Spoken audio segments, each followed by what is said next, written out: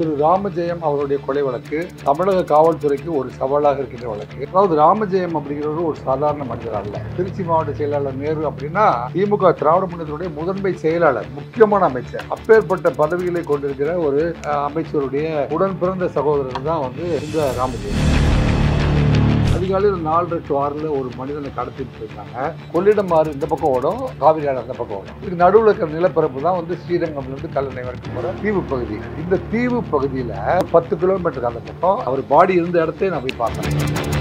அதாவது அவர் நடைப்பயணம் போகும்போது எப்பவுமே ஒரு ஷார்ட்ஸு, டிஷர்ட் அது போட்டுட்டு போறது வழக்கம். அப்படிதான் அன்னைக்கும் போயிருக்கிறாரு. ஆனால் அவருடைய பாடி பார்த்தீங்கன்னா தேடி பிடிச்சி அவர் பாடி எடுத்தாங்க இல்ல, அவருடைய கைகள் ஒயர் கம்பிகளால் சுத்தப்பட்டு அவருடைய மர்ம உறுப்பினை அறுத்து அவங்க வாயில் வைத்து விட்டு சென்று விட்டார்.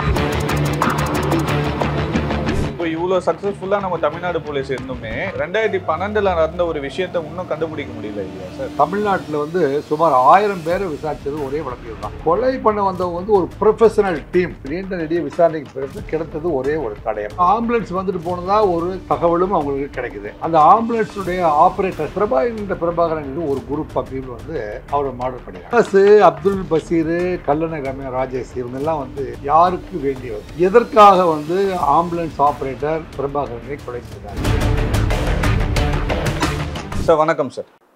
சார் நம்ம அன்சால்வ்டு கேஸ்ன்னு பார்த்தீங்கன்னா நம்ம தமிழ்நாடு போலீஸால் கண்டுபிடிக்க முடியாத ஒரு கேஸ்ன்னு பார்த்தீங்கன்னா ராமஜெயம் அவர்களுடைய கேஸ் தான் சார். நம்ம அமைச்சர் KN நேருவோட சகோதரரான ராமஜெயம் அவர்களுடைய கேஸ் 14 ஆண்டு ஆயும் கண்டுபிடிக்க முடியலையே சார். அதாவது திரு ராமஜெயம் அவருடைய கொலை வழக்கு நீண்ட காலம் நிலுவையில் இருக்கிற ஒரு கொலை வழக்கு. தமிழக காவல்துறைக்கு ஒரு சவாலாக இருக்கின்ற வழக்கு. தமிழக காவல்துறை உங்களுக்கு லண்டன் காவல்துறைக்கு இணையானவர்கள் அப்படிங்கிற பெயரோடு கடந்த 75 ஆண்டுகளாக நடைப்பயணம் பெற்று வருகின்ற சூழ்நிலையில் அன்சால்வ்டு கேஸ்ன்னு நீங்கள் ஒரு வார்த்தை கேட்டீங்க பார்த்தீங்களா, காவல்துறையை சேர்ந்தவன் அப்படிங்கிற முறையில் எனக்கே அது ஒரு மனக்கலக்கத்தை ஏற்படுத்துகிற ஒரு செய்தியாக தான் அது இருக்குது. அதாவது ராமஜெயம் அப்படிங்கிறவர் ஒரு சாதாரண மனிதர் அல்ல. அவர் திருச்சி மாவட்டத்தினுடைய மிக முக்கியமான அரசியல்வாதி திரு நேரு. அவருடைய சீனியர் மாவட்ட, நாங்களாம் சின்ன பையனாக இருக்கிற காலத்தில் திருச்சி மாவட்ட செயலாளர் நேரு அப்படின்னா அவர் மிகப்பெரிய ஆளுமை அப்படின்னு நாங்களாம் கருதி வளர்ந்து வந்த ஒரு காலகட்டம் உண்டு. திமுக திராவிட முன்னேற்றத்துடைய முதன்மை செயலாளர் இப்போது தற்போதைய நிர்வாகத்துறை, இப்போது உள்ளாட்சி நிர்வாகத்துறையுடைய அமைச்சர், முக்கியமான அமைச்சர்.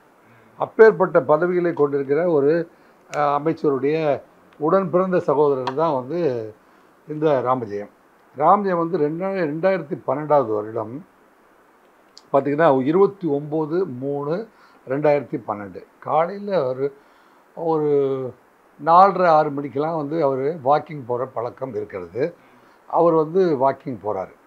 ஸோ ராமஜெயம் பொறுத்த வரைக்கும் திரு நேரு அவர்களுடைய அரசியல் வாரிசு. அப்புறம் நேரு அவருடைய ஃபீல்டு ஆஃபீஸர், அவருடைய நேரடி ஃபீல்டு ஆஃபீஸர்.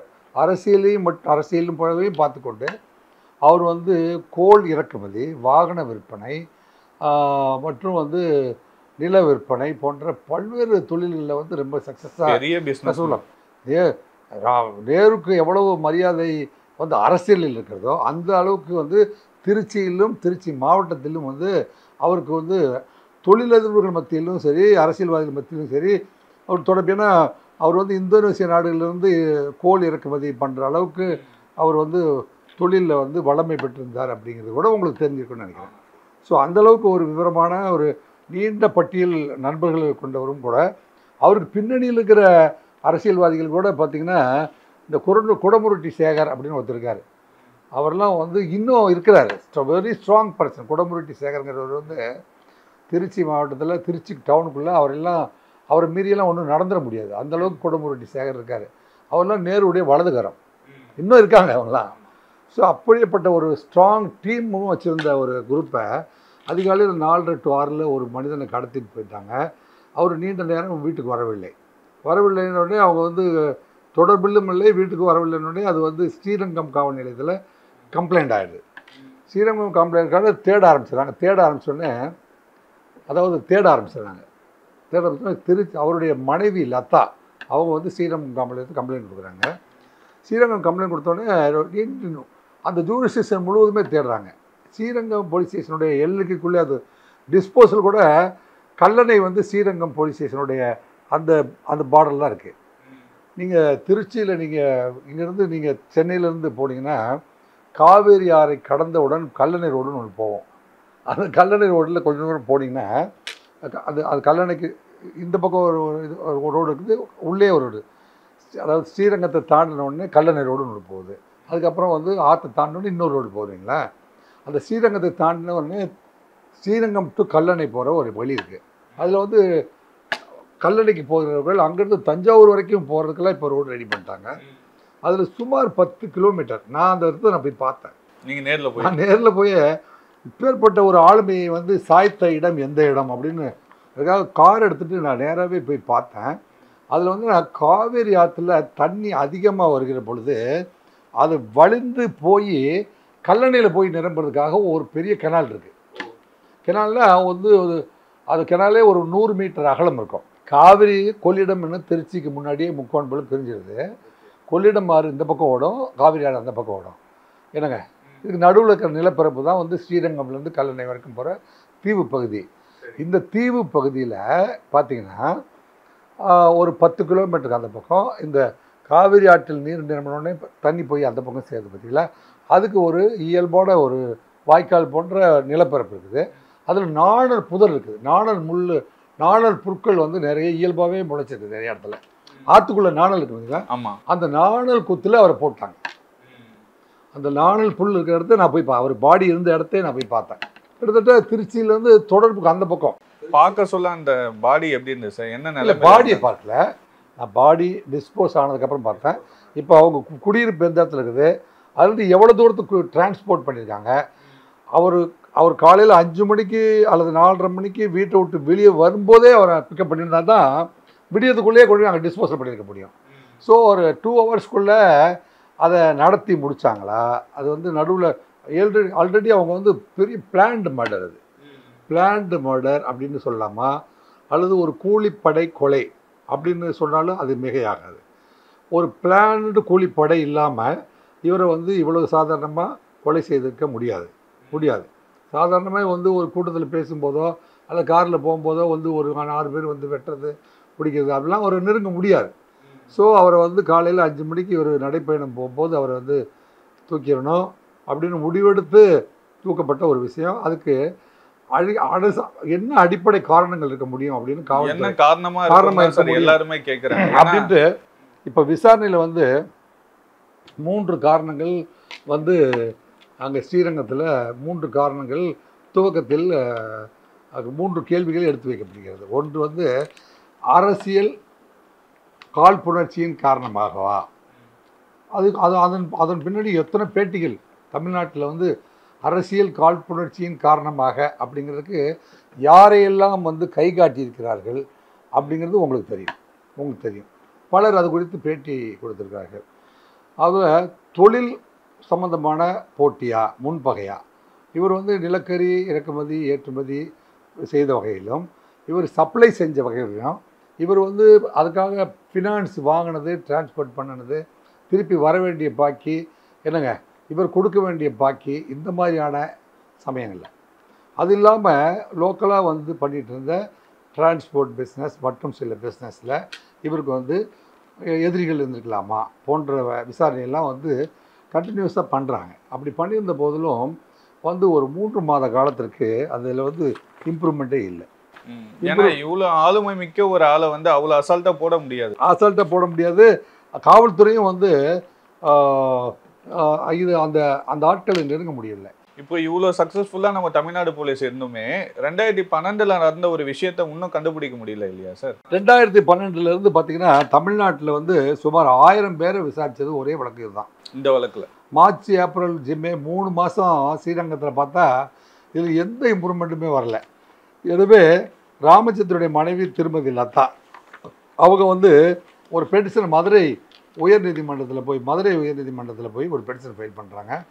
இதை வந்து சிபிசிஐடிக்கு மாற்றுங்க அப்படின்னு சொல்கிறாங்க. உடனே அந்த சைமல்டேனியஸ்லி இவருடைய நேருடைய இன்னொரு தம்பி இருக்கார், அவர் வந்து ரவிச்சந்திரன் பேர், ரவிச்சந்திரன் அவர் வந்து ஹைகோர்ட்லேயும் பெட்டிஷன் ஃபைல் பண்ணிடுறாரு. ஸோ இவங்கெல்லாம் பண்ணதுக்கப்புறம் பார்த்திங்கன்னா இந்த கேஸ் வந்து ஃபஸ்ட்டு சிபிசிஐடிக்கு போகுது. அதாவது அவர் நடைப்பயணம் போகும்போது எப்போவுமே வந்து ஒரு நடைப்பயிற்சிக்கு தேவையான ஒரு ஷார்ட்ஸு, அதை ஒரு டிஷர்ட்டு அது போட்டுட்டு போகிறது வழக்கம். அப்படி தான் அன்றைக்கும் போயிருக்கிறாரு. ஆனால் அவருடைய பாடி பார்த்திங்கன்னா தேடி பிடிச்ச அவர் பாடி எடுத்தாங்க பார்த்தீங்களா, அவரோட கைகள் வந்து இரும்பு ஒயர் கம்பி இருக்குது பார்த்தீங்களா, இரும்பு கம்பிகள் ஒயர் கம்பிகளால் வந்து சுத்தப்பட்டு கால்கள் கைகள் உடம்பு முழுவதுமே வந்து ஒயர் கம்பிகளால் சுத்தப்பட்டு இருந்துச்சு. அவருடைய மர்ம உறுப்பினை வந்து அறுத்து அவங்க வாயில் வைத்து விட்டு சென்று விட்டார்கள். அந்த அளவுக்கு ஒரு கொடூரமாக அது கொலை அரங்கேற்றப்பட்டிருக்குது. அது சொல்லவே வாய் கூசுகிறதுன்னு வைங்களேன். அவ்வளோ டார்ச்சர் பண்ணியிருக்காங்க. அவ்வளோ டார்ச்சர். அதாவது அவர் குரூரமான முறையில் தான் அவர் வந்து அவருடைய கொலை முடிஞ்சிருக்குது. அந்த இறுதி நேரம், அந்த கோல்டன் அவர் சொல்லுவாங்க, அவரை கடத்தி அவரை கொலை செய்த நேரம் இருக்குது பார்த்தீங்களா, அந்த 2-3 மணி நேரமும் வந்து அவர் எவ்வாறு துடிதுடிக்க வைக்கப்பட்டார் அப்படிங்கிறது வந்து இந்த குற்றவாளிகளுக்கு மட்டுமே தெரிந்த உண்மையாக இதுவரை இருந்து வருகிறது. ஆனால் அந்த போஸ்ட்மார்ட்டம் பண்ணவங்க இவங்க வந்து இந்த நிலையில் வந்து கைகள் வந்து இருக்க கட்டப்பட்டு அவர் வந்து அசைய முடியாத ஒரு சூழ்நிலையில் கொண்டு வந்து அவரை போட்டிருக்காங்க. உறுப்பு வந்து டிஸ்டர்ப் ஆனதுக்கப்புறமே அவர் உயிரோடு இருக்க முடியாதுன்னு தெரிஞ்ச போதும் ஒருவேளை உயிர் பெற்று வந்துடக்கூடாது அப்படிங்கிறதுக்காக கையப்பட்டப்பட்டு ஒரு வெட்ட வெளி பிடுதலில் போட்டிருக்காங்க. அப்போ கன்ஃபார்ம்டு த டெத்து. அதே மாதிரி நியூஸ்லலாம் பார்க்க சொல்ல ஒரு பிளாஸ்டிக் கவரில் சுற்றி அந்த அவர் போட்டிருந்தது வந்து ஷார்ட்ஸு டிஷர்ட்டுன்னு சொல்லியிருந்தீங்க இல்லையா சார், அவர் லுங்கிலாம் கட்டி அங்கே போட்டதா சொல்லியிருந்தாங்களே. அவர் போட்டுட்டு அவர் வீட்டிலிருந்து புறப்படும் போது அணிந்து சென்ற வீட்டிலிருந்து அவர் புறப்படும் போது அணிந்து சென்ற உடையில் அவர் வந்து பாடி இல்லை, பாடியில் வந்து வேறு உடைகள் வந்து அந்த உடைகள் ஏதாவது வந்து டோபி மார்க்கு அல்லது வந்து இந்த ஊரில் நெய்யப்பட்ட லுங்கி அது மாதிரி அடையாளங்கள் ஏதாவது கண்டெடுக்க முடியாமல் அது இல்லாமல் போயிடுச்சு. அதான் இப்போ அந்த காலத்தில் வந்து டோபி மார்க்ஸ்னு ஒன்று இருக்கும். அப்புறம் வந்து இந்த பேட்டர்ன் ஆஃப் லுங்கினா இந்த ஊரில் தான் வாங்குவாங்க. இப்போ எல்லா பேட்டர்னும் எல்லா கம்பெனியும் இப்போ ஒரே பேட்டர்ன் கம்பெனியில் வந்து எல்லாமே போடுறாங்க. அதனால் வந்து இந்த லுங்கியும் இதெல்லாம் வச்சு கண்டுபிடிக்க முடியல. கொலை பண்ண வந்தவங்க வந்து ஒரு ப்ரொஃபஷனல் டீம். சாதாரணமாக தடயங்கள் எதையுமே அவங்க வந்து விட்டு செல்லவில்லை. ஒரு தடயம் கூட வந்து எதிரிகளை கண்டறியும் அளவுக்கான தடயம் அது இல்லை. இதில் தடயம் அப்படின்னு ஒரு தடயம் இருந்ததாக சொல்லப்படுது.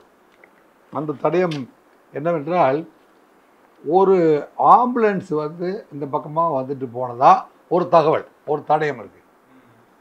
ஒரே ஒரு தடயம் திருச்சி ராமஜெயம் வழக்கில் வந்து அவர்களுக்கு நீண்ட நெடிய விசாரணைக்கு பிறகு கிடைத்தது ஒரே ஒரு தடயம். அந்த தடயம் இது வந்து பாடி வந்து நீளமாக இருந்துச்சு. ஏன்னா கடத்தி மடித்து உட்கார்ந்த நிலையில் இல்லை, பாடி வந்து எல்லா உடம்புலும் கட்டப்பட்டு பிளாஸ்டிக் பையில் வச்ச போது அவர் வந்து நீட்டமாகவே வச்சுரு. அப்போ நீட்டமாக வச்சுருந்துன்னா சின்ன கார்களுக்குள்ளே வச்சு கொண்டு போக முடியாது. ஒரு ஆம்புலன்ஸ் போன்ற வாகனம் தான் வந்து கண்டிப்பாக வந்து வாகனத்தில் ஆம்புலன்ஸ் மாதிரி கொண்டு வந்து அதை வந்து அந்த இடத்துல கிடத்திட்டு போயிருக்க முடியும் அப்படின்னு வந்து போலீஸ் நினச்சிட்டு இந்த பக்கம் ஒரு ஆம்புலன்ஸ் வந்துட்டு போனதாக ஒரு தகவலும் அவங்களுக்கு கிடைக்குது. அப்படி கிடைக்கிற பொழுது அந்த ஆம்புலன்ஸுடைய ஆப்ரேட்டர்ஸ் யார் அப்படின்னு பார்க்குறாங்க. அப்போ வந்து பிரபு என்கின்ற பிரபாகரன், இவர் வந்து ஒரு பழைய கார்களை வாங்கி விற்பனை செய்கின்ற ஒரு நபர். அதுவும் மட்டும் அல்லாமல் அவர் வந்து ஆம்புலன்ஸ் சர்வீஸும் வச்சு நடத்துகிறார். பாடி டிஸ்போசல் பண்ணுறது இல்லைங்க. இப்போ வந்து இந்த சொர்க்கரதம் அப்படின்னு சொல்லிட்டு ஒரு வண்டி அனுப்புகிறாங்க, அல்லது வந்து ப்ரைவேட் ஆம்புலன்ஸ்னு சொல்கிறாங்க பார்த்தீங்களா. ஒருத்தர் உடம்பு சரியில்லாமல் வந்து ஹாஸ்பிட்டலில் இருந்துட்டால் சில நேரத்தில் அரசு வாகனத்தில் பாடி போய் சேரும், சில நேரத்தில் அரசு வாகனம் கிடைக்கலன்னா அது வந்து ப்ரைவேட்டில் அது வந்து கீழ்ப்பாக்கத்தில் பார்த்திங்கன்னா மாதா அப்படின்னு போட்டு ஏகப்பட்ட வண்டிகள் நிறுத்தப்பட்டிருக்கு பாருங்கள். அந்த மாதிரியான ஒரு வாகனத்தில் அவருடைய பாடி அங்கே கொண்டு போய் கிடத்தப்பட்டிருக்கலாம், இது வந்து இவருடைய வாகனமாக இருக்கலாம் அப்படின்னு பிரபா என்கின்ற பிரபாகரனை அழைச்சிட்டு போய் விசாரிக்கிறாங்க. அந்த பிரபா என்கின்ற பிரபாகரன் என்ன செய்கிறாருன்னா, எனக்கு தெரிஞ்சு நான் வந்து யாருக்கும் அப்படி ஒரு வாடகைக்கு கொடுக்கல, எனக்கு அதில் இன்வால்மெண்ட் இல்லைன்னு வந்து உறுதியாக சொல்கிறாரு. சொல்லிவிட்டு அப்போ நீங்கள் வந்து புதன்கிழமை அன்றைக்கு மறுபடியும் ஆஜராகணும் அப்படின்ட்டு, அப்போ பிரிலிமினரியாக புதன்கிழமைக்கு ஆஜராகணும், திங்கக்கிழமை அன்னைக்கு அனுப்புகிறாங்க. அவர் வந்து செவ்வாய்க்கிழமை அன்னைக்கு காந்தி சிலை பக்கத்தில் அந்த மருத்துவமனைக்கு எதிரில் வந்து அவர் காரில் உட்காந்துருக்காரு. ஒரு குரூப் ஆஃப் பீப்புள் வந்து அவரை மர்டர் பண்ணிடுறாங்க. அவரும் மர்டர் பண்ணுறாங்க. அவர் தான் ஒரே ஒரு சாட்சியாய் கிடைக்க வாய்ப்புள்ளது என்று தெரிந்த ஒரு நபரையும் வந்து அவர் என்ன செஞ்சிடறாங்க, அவர் கதையை முடித்து விடுறாங்க. அதில் வந்து 449 அண்ட் 302 ஐபிசியில் வந்து எதிரிகள் மீது வழக்கு பதிவு செய்யப்பட்டது. அந்த வழக்கில் வந்து பார்த்திங்கன்னா திருச்சியை சேர்ந்த பொன்மலையை சேர்ந்த ரியாஸ், அப்துல் கபூர் பசீர், அரியமங்கலம், கல்லணை ராஜேஷ் ஆகிய 3 பேர்த்தையும் வந்து அந்த வழக்கில் கைது செய்கிறாங்க. அவங்கள கேட்டால் எங்களுக்கும் அவனுக்கும் முன்பகை இருந்துச்சு, அதற்காகத்தான் கொலை செய்ய முடியல, வேறு எதுவும் எங்களுக்கு தெரியாது சொல்லிட்டாங்க. இப்போ இந்த ரியாஸு, அப்துல் பசீர், கல்லணை ராஜேஷ் இவங்கெல்லாம் வந்து யாருக்கு வேண்டியவர்கள்?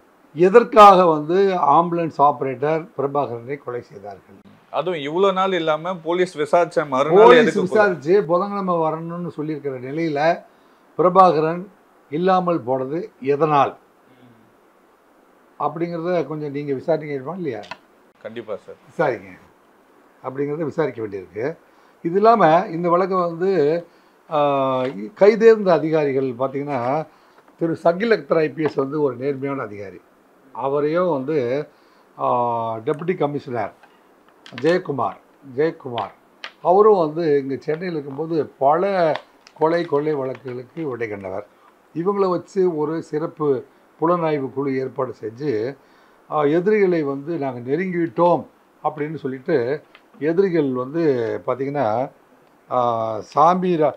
சாமி ரவி என்கின்ற ரவிக்குமார், திண்டுக்கல் மோகன்ராம், நரைமுடி கணேசன் என்கின்ற கணேசன், மாரிமுத்து, சீர்காழி சத்யா, தினேஷ்குமார், திலீப் என்கின்ற லட்சுமி நாராயணன், தென்கோவன், சண்முகம், ராஜகுமார், சிவா என்கின்ற குணசேகரன், சுரேந்தர், கலைவாணன் ஆகிய 12 பேரை வந்து சஸ்பெண்ட் பண்ணுறாங்க. இறுதியாக இந்த 12 டீமில் ஏதாவது ஒரு டீம் வந்து இது வந்து இன்ட்ராக்ட் ஆகிருக்க முடியும் அப்படின்னு சொல்லிட்டு இவங்க 12 பேருக்கும் உண்மை கண்டறியும் சோதனை அப்படின்ட்டு அதுக்கான எக்யூப்மெண்ட்லாம் கொண்டு வந்து இதில் வந்து பார்த்திங்கன்னா ஹிப்னாட்டிசம் செய்து அவருடைய மனநிலையிலிருந்து உண்மையை மட்டுமே வரவழைக்கக்கூடிய அந்த அளவுக்கு போன ஒரு விசாரணை அப்படின்னு சொன்னால் அது ராமஜெயம் கொலை வழக்கு. அவங்கள வந்து எந்த சூழ்நிலையையும் மனசில் கொள்ளாமல் ராமஜெயம் கொலை செய்யப்பட்டிருக்கிறார், அதற்காக நீங்கள் அதை அழைக்கப்பட்டிருக்கிறீர்கள், ராமஜெயம் கொலைக்கும் உங்களுக்கு என்ன தொடர்பு, அப்படியே வந்து அவங்கள வந்து ஹிப்னாட்டிஸ் பண்ணிடுவாங்க. ஹிப்னாட்டிஸ் பண்ணி அதை பற்றி மட்டும்தான் அவங்க அந்த ஓரிரு மணி நேரங்கள் அந்த ட்ரீட்மெண்ட்டில் அவங்க பேச முடியும். அதோடு சேர்த்து சில மின் இணைப்புகளை கொடுத்து அதுக்கு வந்து டிடெக்டர் சில கருவிகள்லாம் இருக்குது. அவர் வந்து இந்த மனநிலையில் வந்து அவர் இந்த பதிலை சொல்லி போகும்போது அதிகப்படியான துடிப்புகள் இருக்கிறதா, ஹார்ட் பீட் அதிகமாக இருக்குதா, இல்லை இயல்பான நிலையில் பதில் சொல்லுகிறாரா அப்படிங்கிற அளவுக்கு வந்து லைட் டிடெக்டர் மெஷினை வச்சு கண்டுபிடிக்க முடியும். அந்த லைட் டிடெக்டரில் கண்டுபிடிச்ச போதுவே கூட இவர்கள்லாம் வந்து இயல்பு நிலையிலிருந்து பேசுகிறார்கள். ஏன்னா இந்த லைட் டிடெக்டர் எப்படி ஃபங்க்ஷன் ஆகும் அப்படிங்கிறத கூட வந்து இவங்க 12 பேரும் தெரிந்து வைத்திருக்கிறார்கள். ஸோ லைட் டிடெக்டருக்கு முன்னாடி இவங்க 12 பேரையும் கொண்டு போய் வந்து விசாரணைக்கு உட்படுத்தலாம் என்று கருதுகின்ற போது இதன் மூலமாக கண்டிப்பாக ரிசல்ட் வந்துவிடும் என்று எதிர்பார்த்திருந்த சமூகத்தில் இந்த 12 பேரும் அதை கடந்து வருகிற பொழுது அதிலும் வந்து புலனாய்வில் அவருக்கு குற்றம் வந்து துப்பு துளக்க முடியவில்லை. அதிலும் வந்து எந்த இன்ஃபர்மேஷனும் போலீஸுக்கு வரவில்லை. எனவே அதன் பேர் பார்த்திங்கன்னா சிபிஐக்கு இந்த வழக்கு 2017 மாற்றப்படுகிறது. மாற்றப்பட்டு இதுவரை வந்து சிபிஐக்கும் வந்து அழுத்தம் கொடுக்கப்படுகிறது. இப்போ வந்து ஹைகோர்ட்டில் வந்து மறுபடியும் வந்து இந்த பெட்டிஷனை வந்து விரைவான விசாரணை முடித்து குற்றப்பத்திரிகை தாக்கல் செய்ய வேண்டும் என்று உயர்நீதிமன்றமும் அழுத்தம் கொடுத்திருக்கிறது. அப்படி அழுத்தம் கொடுத்திருந்த போதிலும் சில வழக்குகளில் வந்து குற்றவாளி இதுன்னு ஒரு மனிதன் கொலை செய்யப்பட்டிருக்கிறான், அதுக்கான எதிரியை கண்டுபிடிக்க வேண்டாம். இதில் வேறு ஏதாவது இப்போ நகை காணவில்லைன்னா வேறு ஒரு 12 சவரன் நகை கொண்டாந்து வைக்க முடியும். இல்லைங்க, நிலம் வந்து அளவுகோல்னால் இது ஒரு முட்டுக்களை பிடிக்கும், இந்த பக்கம் ஒண்டி அந்த பக்கம் ஒண்டி சரி செய்ய முடியும். கொலை அப்படிங்கிற போது அது கொன்றவர் யார் அப்படிங்கிறது இல்லாமல் வழக்கை முடிக்க முடியாது. அதேமாரி இந்த கேஸை சிபிஐக்கு மாற்றிட்ட பிறகுமே அப்போ ஒரு போஸ்டர்லாம் ஒட்டினாங்களாமே சார், இந்த கொலைக்கு சம்மந்தப்பட்டதுக்கு ஏதாச்சும் இன்ஃபர்மேஷன் கொடுத்தா 50 லட்ச ரூபாய் வரைக்கும் கொடுப்போன்ற மாதிரியெல்லாம் போஸ்டர்ஸ். சிபிஐ வந்து இந்த கொலை பற்றி தக்க துப்பு கொடுப்பீர்களானால் அவர்களுக்கு 50 லட்சம் வரை சன்மானம் வழங்கப்படும் அப்படிங்கிற அறிக்கையும் கொடுத்து பார்த்தார்கள். யாருமே வந்து இந்த தகவல் கொடுக்க முன்வரவில்லையா அல்லது தகவல் தெரியவில்லையா அப்படிங்கிறது இன்னுவரை மர்மமாகவே இருக்கிறது. ஆனால் இதன் பிறகு இதே மாதிரியான கொலை ஒன்று நடந்திருக்குதுன்னு சொன்னால் அது வந்து திருநெல்வேலியை சேர்ந்த ஜெயக்குமார், காங்கிரஸ் கட்சியினுடைய முக்கிய நபர். ஒரு 2 பேருமே வந்து அரசியல் ரீதியாக வந்து பிரசித்தி பெற்ற ஒரு குடும்பத்தை சேர்ந்தவர்கள் தான் இவங்க. அப்படி இருக்கும்போது ஜெயக்குமார் வந்து இதே மோடஸ் ஆபரண்டில் கொலை செய்யப்பட்டிருக்கிறார். ஓ, இதே மெத்தட்ல கைகள் கட்டப்பட்டு வீட்டிலிருந்து கொஞ்சம் தூரத்தில் வயலில் லிங்கியோட அவர் வந்து லேசான காயங்களோட அவர் வந்து அது தற்கொலையா கொலையா அப்படின்னு சொல்லி அப்புறம் கையை கட்டிட்டு எப்படா தற்கொலை பண்ண முடியும் மடையர்களேன்னு மக்கள்லாம் பேசினதுக்கப்புறம் அது வந்து கொலை தான், கூலிப்படை கொலை தான், மர்ம கொலை தான் அப்படின்னு. இந்த மர்ம கொலைகள் எல்லாம் பார்க்குற பொழுது இந்த இதுவும் அதுவும் ஒரே மோடஸ் ஆபரேட்டிவ் ஆகும் போது அதற்கான பிரத்யேகமான டீம் ஒன்று இருக்குது. அந்த டீம் வந்து காவல்துறை இதுவரைக்கும் எட்டி பிடிக்க முடியவில்லை. அப்படின்னா தமிழக முதல்வர் அவர்கள் இவங்களெல்லாம் சீனியர் மோஸ்ட் போலீஸ் ஆஃபீஸர்ஸ்லாம் உட்கார வச்சு கிரைம் ரெக்கார்ட் பீரோ அப்படின்ட்டு வந்து டிஸ்ட்ரிக்ட் கிரைம் ரெக்கார்ட் பீரோ, ஸ்டேட் கிரைம் ரெக்கார்ட் பீரோ அப்படின்னு ஒன்று 2 இருக்குது. இதுக்கப்புறமே வந்து நேஷனல் கிரைம் ரெக்கார்ட் பீரோன்னு ஒன்று இருக்குது 3. அதுக்கப்புறம் இன்டர்நேஷ்னல் கிரைம் ரெக்கார்ட் பீரோன்னு இருக்குது. இதில் இதே மாதிரியான மோடஸ் ஆபரண்டி கொலை செய்தது எந்த ஏஜென்சி என்பதை வந்து கண்டறிந்து அந்த திசையில் திருப்பிவிட்டால் இந்த வழக்கை விசாரிக்க முடியும். இதை வந்து இதுக்கு மேலே நம்ம பேச தயாராக இல்லை. ஏனென்றால் அந்த ஏஜென்சியில் நாம் இல்லாத காரணத்தினால் இதை பற்றி இன்னும் பல்வேறு தகவல்கள் இருந்த போதிலும் நாம் அதை சொல்ல வேண்டிய அவசியம் இல்லை. எனக்கு வந்து இப்போ நீங்கள் ஒரு 3 ரீசன் சொல்லியிருந்தீங்களா சார்? இப்போ வந்து அமைச்சர் துரைமுருகன் அவர்கள் கூட சொல்லியிருந்தாரு இது ஒரு பொலிட்டிக்கல் மர்டர் அப்படின்ற மாதிரிலாம் ஒரு ஸ்பீச்சில் சொல்லியிருந்தாரு. இப்போ என்ன ரீசனுக்காக இவரை கொலை பண்ணியிருப்பாங்கன்னு நீங்கள் நினைக்கிறீங்க சார்? இது வந்து காவல்துறை கையில் விட்டுவிடுவது தான் சரி என்பது என்னுடைய கருத்து. இது வந்து ஒரு நீண்ட நெடுங்காலமாக முடிவுக்கு வர முடியாத ஒரு சூழ்நிலை இருக்கிறபோது நம்ம வந்து இதை கண்டுபிடிப்பதற்கான வழி என்ன அப்படிங்கிறத வந்து யாருமே இதுவரை சொன்னதில்லை. நான் சொல்லியிருக்கிறேன். அப்போ அவங்க இந்த கேஸை எப்படி கொண்டு போனாங்க சார்? இல்லை, அவர்கள் சைட்லேருந்து என்னென்ன இன்ஃபர்மேஷன் கொடுக்க முடியுமோ அத்தனையும் கொடுத்துருக்காங்க. அவங்க வந்து ஃபஸ்ட்டு சிபிசிஐடி கேட்டிருக்காங்க. அப்புறம் வந்து மதுரை உயர்நீதிமன்றத்தின் கதவை தட்டியிருக்காங்க. சென்னை உயர்நீதிமன்றத்தின் கதவு, சிபிஐ கதவு, இத்தனை கதவை தட்டி திரு மு.க. ஸ்டாலின் அவர்கள்ட்ட கதவையும் தட்டியிருக்காங்க. இவ்வளவு கதவுகளை தட்டியும் திறக்கப்படவில்லை. ஆனாலும் தட்டுங்கள் திறக்கப்படும், கேளுங்கள் கொடுக்கப்படும், தேடுங்கள் கிடைக்கும் என்றார் இயேசு. தேடுங்கள் கிடைக்கும் என்றார்னா தேடுங்கள் கிடைக்காது என்று சொல்லவில்லை. எனவே தேடினால் கிடைக்கும். சரி, ரொம்ப நன்றி சார். நன்றி, வணக்கம்.